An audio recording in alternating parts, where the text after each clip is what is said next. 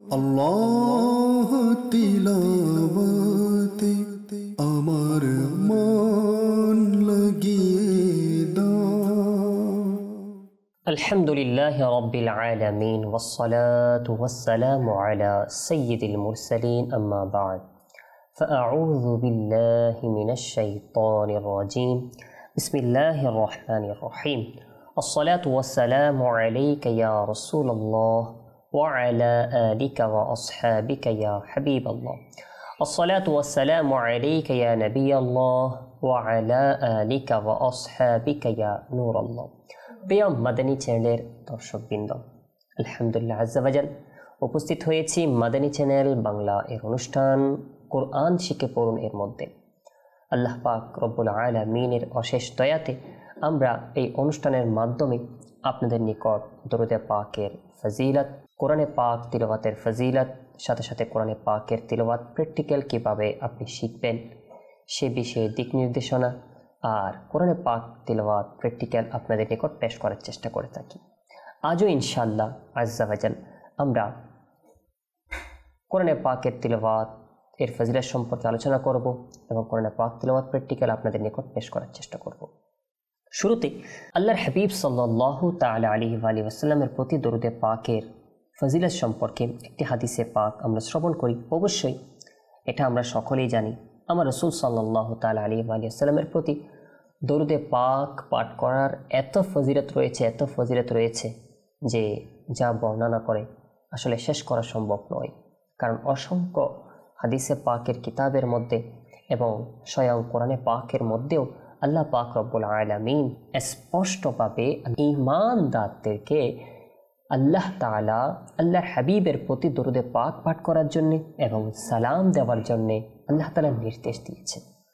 তো যখন আল্লাহর হাবিবের প্রতি দরুদে পাক পাঠ করা আর সালাম দেওয়া এটা আল্লাহ তাআলার নির্দেশ আমাদের উপর রয়েছে, তো আমাদের উচিত আমরা যখনই সম্ভব হয় মোহাব্বত সহকারে আমরা দরুদে পাক পাঠ করি। আর আমার নবী সাল্লাল্লাহু তাআলা আলাইহি ওয়া সাল্লাম ইরশাদ করেন, তোমরা যেখানেই থাকো আমার উপর দরুদে পাক পাঠ করো, কেননা তোমাদের দরুদ আমার নিকট পৌঁছে থাকে। জি হ্যাঁ, আমরা যদি দরুদে পাক পাঠ করি আল্লাহ রাসূল সাল্লাল্লাহু তাআলা আলাইহি ওয়া সাল্লামের দরবারে এই দরুদ পেশ করা হয়।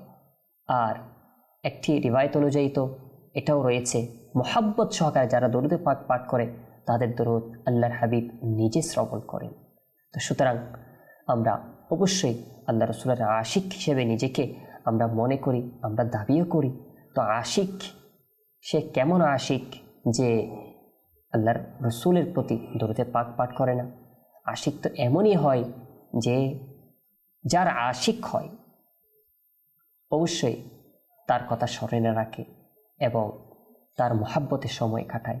তো আমরা যেহেতু আমার নবী সাল্লাল্লাহু তাআলা আলাইহি ওয়া সাল্লামের আশিক রয়েছি, তো আমরাও যেন আল্লাহর হাবিবকে স্মরণ করি, আল্লাহর হাবিবের প্রতি দরুদে পাক পাঠ করি। প্রিয় মাদানী চ্যানেল দর্শকবৃন্দ, সুতরাং আমরা যখনই সময় পাই, যখনই আল্লাহ তাআলার দয়ায় আমাদের সময় মিলে, আমরা যেন আল্লাহর হাবিবের প্রতি মোহাব্বত সহকারে দরুদে পাক পাঠ করার চেষ্টা করি।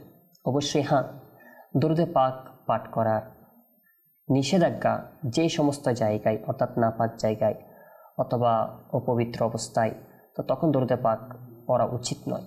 তো দরুদে পাক বাকি আমরা যখন পবিত্র অবস্থায় থাকি আর পবিত্র স্থানে থাকি, তো অবশ্যই আমরা দরুদে পাক পাঠ করতে পারি।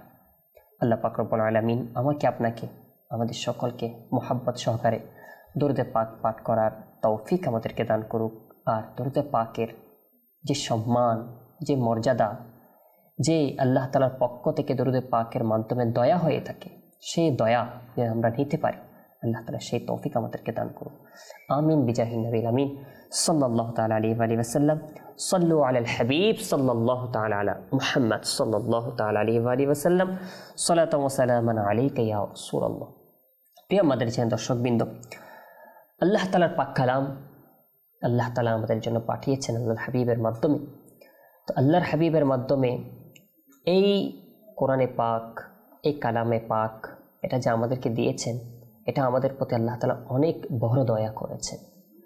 এই দয়াকে আমরা আমাদের জীবনে যদি কাজে লাগাতে চাই, তাহলে প্রথম মাধ্যম তো এটা আল্লাহ তাআলার এই পাক কালামকে তিলাওয়াত করা। আর এর তিলাওয়াতের অনেক অনেক ফজিলত রয়েছে। এক একটি হরফের বিনিময়ে আল্লাহ তাআলা 10টি করে নেকি দান করছে। একটি রিওয়ায়াত এভাবে এসেছে যে হযরত সাইয়্যিদুনা আনাস রাদিয়াল্লাহু তাআলা আনহু থেকে বর্ণিত, তিনি বলেন আল্লাহর হাবিব সাল্লাল্লাহু তাআলা আলাইহি ওয়া সাল্লাম ইরশাদ করেন, যে ব্যক্তি নিজে কোরআন শিখে আর অন্যকে শিখায় এবং যা কিছু কোরআনে পাকে রয়েছে তার উপর আমল করে, অর্থাৎ কোরআনে পাক অনুযায়ী আমল করে, তো কোরআনে পাক তার জন্যে সুপারিশ করবে আর তাকে জান্নাতে নিয়ে যাবে। জি মাদানী চ্যানেল দর্শকবৃন্দ, আল্লাহ তাআলার পাক কালাম এটা কোনো সাধারণ বিষয় নয়। এটা কেমন দামি সেটা আপনি কিয়ামতের দিন বুঝতে পারবেন। দুনিয়ার মধ্যে অবশ্যই এটা তো বোঝার জন্য যথেষ্ট যে এটা আল্লাহ তাআলার সাথে সম্পর্কিত, এই কালামের সাথে অর্থাৎ কোরআনে পাকের সাথে সম্পর্ক আল্লাহ তাআলার সাথে, আল্লাহ তাআলার পাক কালাম আমরা বলছি, এটাই যথেষ্ট এটার মর্যাদা বোঝার জন্য। আর বাকি এর কেমন মর্যাদা রয়েছে হাশরের ময়দানে, কিয়ামতের ময়দানে আমরা দেখতে পাবো। এই কোরআনে পাক তার তিলাওয়াতকারীকে জান্নাতে নিয়ে যাবে। এই কোরআনে পাক তাকে মহাব্বতকারীদেরকে জান্নাতের দিকে নিয়ে যাবে, তাদের জন্য সুপারিশ করবে। তো আমরা এই কোরআনে পাকের সাথে নিজেকে আমরা এই কোরআনে পাকের মাধ্যমে নিজেকে সৌন্দর্যমণ্ডিত করি। এই কোরআনে পাকের তিলাওয়াতের মাধ্যমে নিজের অন্তরকে পরিষ্কার করি। এই কোরআনে পাকের সাথে নিজেদের সম্পর্ককে আমরা বাড়িয়ে দিই। আল্লাহ পাক রব্বুল আলামিন আমাদেরকে কোরআনে পাক শিকার আর কোরআনে পাকের সাথে উত্তমভাবে সম্পর্ক করার সেই তৌফিক, সেই নিয়ামত, সেই সুযোগ আমাদেরকে দান করুন। আমিন বিজাহিন নবীল আমিন সাল্লাল্লাহু তাআলা আলাইহি ওয়া সাল্লাম। সাল্লু আলাল হাবিব সাল্লাল্লাহু তাআলা আলা মুহাম্মদ সাল্লাল্লাহু তাআলা আলাইহি ওয়া সাল্লাম। সালাতু ওয়া সালামু আলাইকা ইয়া রাসূলুল্লাহ। প্রিয় আমাদের চ্যানেল দর্শকবৃন্দ, আমরা আল্লাহ তাআলার দয়ায় গত অনুষ্ঠানে কোরআনে পাকের তিলাওয়াত প্র্যাকটিক্যাল আপনাদের নিকট সূরা বাকারা এর 235 নং আয়াত পর্যন্ত আমরা আপনাদের নিকট পেশ করার চেষ্টা করেছি। আজকে ইনশাআল্লাহ আজ্জা ওয়া জাল আমরা 234 নং আয়াত থেকে শুরু করতে যাচ্ছি। তো দেখি আল্লাহ তাআলার দয়ায় আজকে কতটুকু আমরা পেশ করতে পারি। আপনাদের নিকট অনুরোধ থাকবে ইনশাআল্লাহ আমি চেষ্টা করব যে এক একটি আয়াত আপনাদের নিকট 2 বার করে পেশ করার, আর মাঝে মধ্যে ইনশাআল্লাহ কায়দা কিছু বলারও চেষ্টা করব। অবশ্যই প্রায় সময় চেষ্টা করি কিছু কিছু কায়দা আপনাদেরকে জানিয়ে দেওয়ার।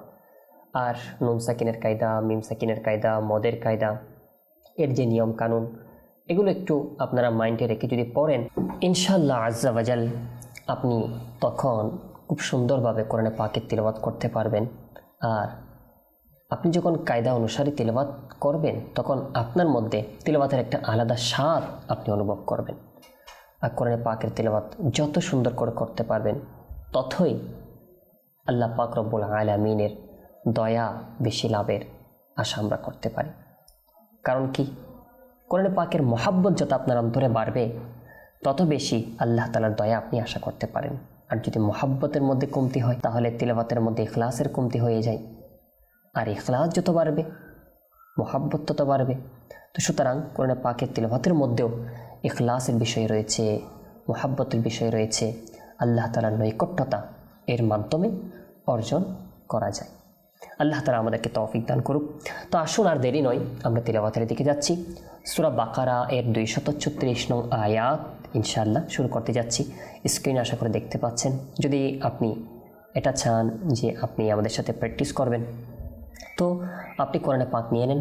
কোরআনে পাকে সূরা বাকারা থেকে 236 নং আয়াত খুলে নেন। আর স্ক্রিনে অবশ্যই দেখানো হবে, তো দেখেন আপনার যেভাবে সুবিধা হয় সেভাবে আপনি কোরআনে পাক তিলাওয়াত শেখার জন্যে আপনি চেষ্টা করেন।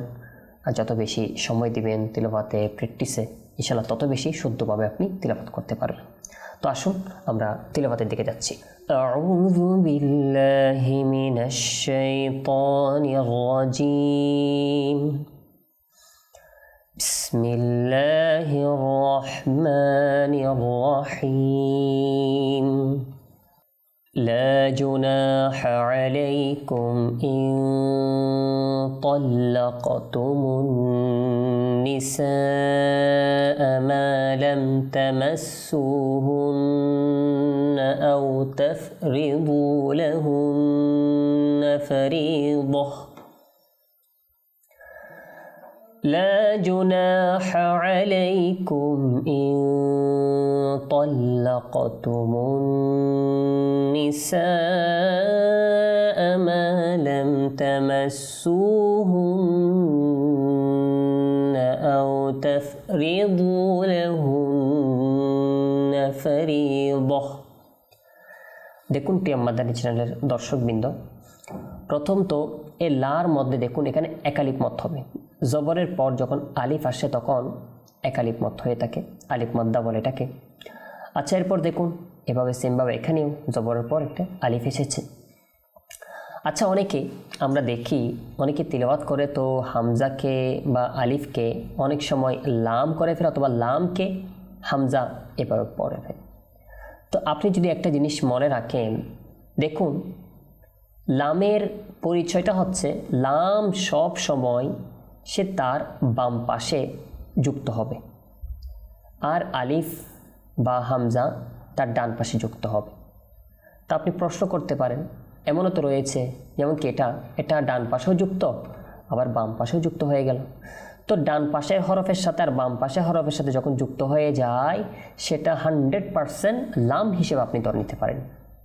অর্থাৎ বাম পাশে যুক্ত হলেই সেটা কি হয়ে যাবে, লাম হয়ে যাবে। আর বাম পাশে যদি যুক্ত না হয়, শুধু ডান পাশে থাকে, এই যেমন কি ডান পাশে, তাহলে সেটা হবে আপনার আলিফ। আর যদি সেটাতে হরকত থাকে তাহলে সেটা হামজা হয়ে যাবে। যেমন কি এটাতে হরকত রয়েছে, এটা হামজা হয়ে গেল। আলিফের মধ্যে হরকত হলে তখন হামজা হয়ে যায়, আর যদি আপনার কোনো হরকত না থাকে তখন আলিফ হবে। আর যদি আপনার শুধু বাম পাশে শুধু ডান পাশে লাগানো রয়েছে, ডান পাশে কোনো হরফের সাথে যুক্ত রয়েছে, তো তখন আমরা সেটা আলিফ বলবো। আর যদি বাম পাশে যুক্ত হয়ে যায় তখন সেটা লাম বলবো। তো আলিফ হামজা এর পার্থক্য আপনারা আশা করে বুঝতে পেরেছেন, সাথে সাথে লাম এর পরিচয়টা আশা করে জানতে পেরেছেন। তো এটা যেন আমরা ভুল না করি। আচ্ছা, এরপর দেখুন যে মিম সাকিনের কায়দা অবশ্য আমি অনেকবার আপনাদের নিকট পেশ করেছি। তো মিম সাকিনের পর এখানে যেহেতু হামজা এসেছে, এখানে ইজহার শাফাবি হবে। তো মিম সাকিনের পর বা আসলে ইকফা শাফাবি হয়, মিম আসলে ঈদগামে শাফাবি হয়। আর যদি হামজা আসে অথবা বা আর মিম ব্যতীত অন্য কোনো হরফ আসলে তখন ইজহারে শাফাবি হবে। তো এটা আপনারা মাইন্ডে রাখবেন, ইনশাআল্লাহ আজ্জা ওয়াজাল অনেক ফায়দা হবে। আচ্ছা, এভাবে দেখুন নুন সাকিনের পর এখানে ত আসছে। তো নুন সাকিনের পর ত আসলে কোন কায়দা হবে? ত কিসের হরফ? যদি আপনি নুন সাকিনের কায়দা আপনার জানা থাকে, ইজহারের হরফগুলো, ঈদগামের হরফগুলো, ইকলাবের হরফটা আর ইকফার হরফগুলো যদি আপনার জানা থাকে তাহলে আপনি 100% এখানে আপনি বুঝতে পারবেন। অবশ্যই এতক্ষণ আপনি বুঝতে পেরেছেন যে এখানে কি কায়দা হবে। তো ত যেহেতু আপনার ইকফার হরফ, তাহলে এখানে ইকফা হবে। নুন সাকিনের পর যেহেতু ত এসেছে তাহলে ইকফা হবে। আচ্ছা, এভাবে দেখুন কফে সাকিন আসছে, আর আমরা সকলেই যারা কায়দা একটু মনে রাখার চেষ্টা করেছেন তারা অবশ্যই এটা মনে রয়েছে যে কলকলা হরফ যেগুলো রয়েছে, কফ, ত, বা, জিম, দাল, এই যে 5টি হরফ যেগুলোকে কলকলা হরফ বলা হয়, কুতুবুজ্জাদ্দিন একই সাথে বলা হয়। এই কলকলা হরফের উপরে যদি কখনো সাকিন হয় তখন সেটাকে কলকলা করতে হবে। সেই জন্যে আমি তল্লাক একটু কলকলা করলাম। আর যদি আপনি বলেন তল্লাক, এও বলছেন কলকলা হবে না, তো কলকলা একটু সামান্য ধাক্কা দিতে হবে। তল্লাক, ঠিক আছে? তো তল্লাকতুমুন নিসা অর্থাৎ ধরার সাথে সাথে ছেড়ে দেওয়া। তো এই বিষয়টা যেখানে যেখানে এই কলকলা হরফগুলো আসবে সেখানে আমাদের কলকলা করতে হবে, এটা আমাদের মাইন্ডে রাখতে হবে। তো এভাবে দেখতে গেলে এক একটি শব্দের মধ্যে আসলে বিভিন্ন কায়দা রয়ে থাকে। প্রিয় আমাদের এই চ্যানেলের দর্শকবৃন্দ, তো আসুন আমরা আবার তিলাওয়াতের দিকে যাই। লা জুনাহা আলাইকুম ইন তাল্লাকতুমুন নিসা মা লাম তামাসসুহুন্না আও তাফরিদু লাহুন্না ফারিদাহ। তো এখানে যে আমরা ওয়াকফ করলাম এটা যেহেতু তা গুলতা, আর গুলতাতে ওয়াকফ করলে হা হয়ে যায়। এটা আমরা পিছনে অনেক অনুষ্ঠানে আপনাদের নিকট পেশ করেছি, আজকে আবারও এটা বলছি। ওয়ামাত্তিউহুন্না আলাল মুসি'i কদরুহু ওয়া আলাল মুকতিরি কদরুহু ومتعوهن على الموسع قدره وعلى المقتر قدره متاعا بالمعروف حقا على المحسنين وإن طلقتموهن من قبل أن تمسوهن وقد فرضتم لهن فريضة فنصف ما فرضتم إلا أن يعفون وقد فرضتم لهن فريضة فنصف ما فرضتم إلا أن يعفون أو يعفو الذي بيده عقدة النكاح وأن تعفوا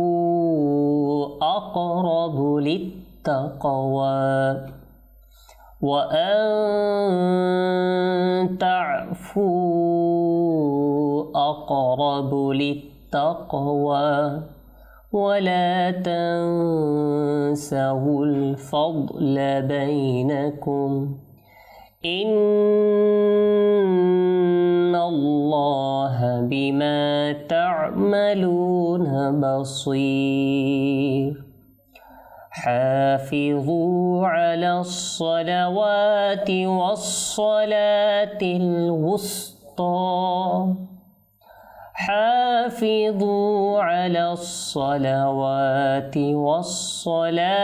الوسطى وقوموا لله قانتين فإن خفتم فرجالا أو ركبانا فإذا أمنتم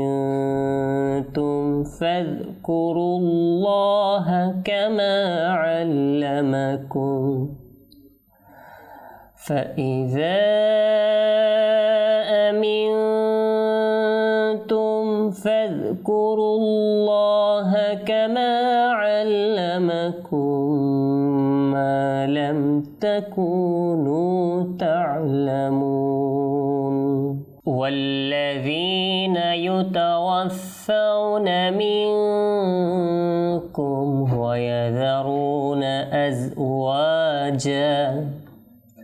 والذين يتوفون منكم ويذرون أزواجا وصية لأزواجهم متاعا إلى الحول غير إخراج فإن خرجن فلا جناح عليكم فيما فعلن في أنفسهن من معروف فإن خرجن فلا جناح عليكم فيما فعلن في أنفسهن من معروف والله عزيز حكيم وللمطلقات متاع بالمعروف حقا على المتقين كذلك يبين الله لكم آياته كذلك يبين الله لكم آياته لعلكم تعقلون ألم تر إلى الذين خرجوا من ديارهم وهم ألوف حذر الموت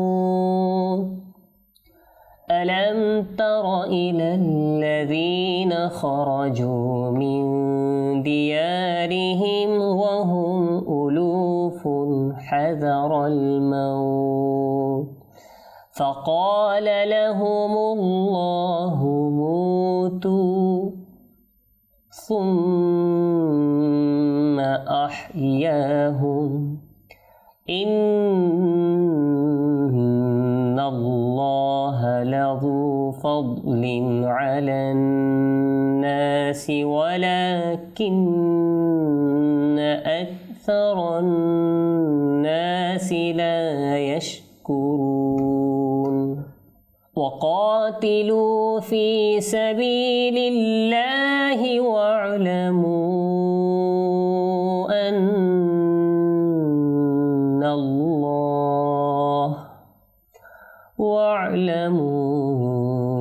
أن الله سميع عليم من ذا الذي يقرض الله قرضا حسنا فيضاعفه له أضعافا كثيرة من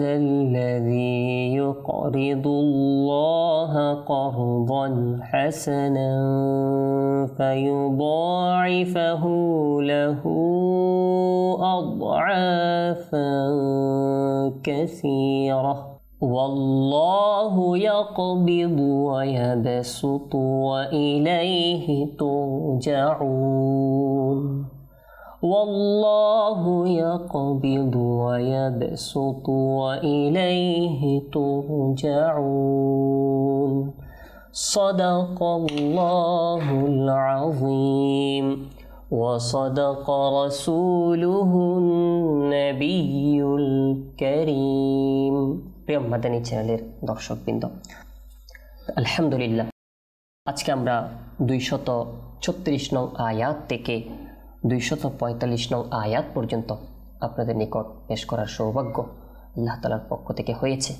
তো আপনাদের নিকট অনুরোধ থাকবে কোরআনে পাকের জন্য সময় বের করে নিন। আল্লাহ তাআলার পাক কালামের জন্য আপনি যত সময় বের করবেন ততই আপনার জীবনে বরকত আর বরকত হবে, আল্লাহ তাআলার দয়া হবে। এটা কেমন হয় যে আল্লাহ তাআলার পাক কালাম আমরা পেয়ে আল্লাহ তাআলার পাক কালামের জন্য সময় দিব না? এটা কখনো উচিত নয় যে আমরা এরকম নিয়ামত পেয়ে এটাকে অবহেলা করব। তো আমাদের জন্য উচিত এটাই হবে আল্লাহ তাআলার পাক কালাম, আল্লাহ তাআলার পক্ষ থেকে নিয়ামত, এটাকে মূল্যায়ন করা, এটার জন্য সময় বের করে এটার প্রতি সময় দিয়ে আল্লাহ তাআলার দয়া নিয়ে নেওয়া। আল্লাহ পাক রব্বুল আলামিন আমাকে আপনাকে আমাদের সকলকে আল্লাহ তাআলার দয়া নেওয়ার, আল্লাহ তাআলার পাক কালামের মর্যাদা দেওয়ার সেই তৌফিক, সেই নিয়ামত, সেই সুযোগ আমাদেরকে দান করুক। আমিন বিজাহিন নবিল আমিন সাল্লাল্লাহু তাআলা আলাইহি ওয়া আলিহি ওয়াসাল্লাম। সাল্লু আলাল হাবিব সাল্লাল্লাহু তাআলা আলা মুহাম্মদ সাল্লাল্লাহু তাআলা আলাইহি ওয়া আলিহি ওয়াসাল্লাম। সালাতু ওয়া সালামান আলাইকা ইয়া রাসূলুল্লাহ। আল্লাহ তিলাওয়াত